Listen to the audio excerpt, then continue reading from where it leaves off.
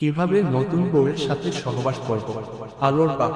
নাভির নিচের চুল কাটার নিয়ম। মহিলাদের শবে মেরাজের নামাজের নিয়ম। শবে মেরাজের নামাজ কত রাকাত? মহিলাদের নাভির নিচের চুল কাটার পূর্বে ভিডিওটি একবার দেখুন। রাত ৩টার সময় চোখ খুলে গেলের সঙ্গে সঙ্গে এই কাজ করুন, তারপর দেখুন নবী পাক সাল্লাল্লাহু আলাইহি ওয়াসাল্লাম বলেছেন যে 4টি কারণে ঘরের বরকত কমে যায়, গরিব হয়ে যায়, জামার নিচে জামা পরে নামাজ পড়া যায় কি? নামাজের মাসালায় কালোজিরা খেলে কি হয় জানেন না? জানলে আজকে এই খাওয়া শুরু করবেন। নাভির নিচের চুল কাটার পূর্বে 3টি ভুল করবেন না। গরিব হয়ে যাবেন, অসুস্থ হয়ে যাবেন। সাবধান মা বোনেরা, টানা 1 সপ্তাহ লবঙ্গ খেলে কি হয়? লবঙ্গ খেলে শরীরে কি কি পরিবর্তন ঘটে? এই 5টি সময় স্ত্রী থেকে দূরে থাকুন।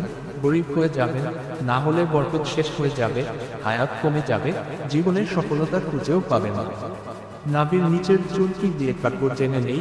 নাভির কতটুকু নিচ থেকে চুল কাটতে হয়? এক্ষেত্রে একজন এক রকম মন্তব্য করে থাকেন, এর সম্পর্কে ভালোভাবে জেনে নিতে হবে। মেয়ে ও ছেলেদের অবাঞ্ছিত লোম কাটার নিয়ম। এই বিষয়গুলোকে অবহেলা করা উচিত নয়।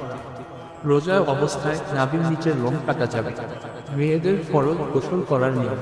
ফরজ গোসল করার নিয়ম মিজানুর রহমান আজহারী এর সম্পর্কে কি বলেছেন? এক নজরে জেনে নেই ফরজ গোসল করার সঠিক নিয়ম। মেনে গোসল করতে হবে। রোজা অবস্থায় ফরজ গোসল করার নিয়ম। আমাদের সবাইকে জানতে হবে ফরজ গোসল আদায় করার নিয়ম।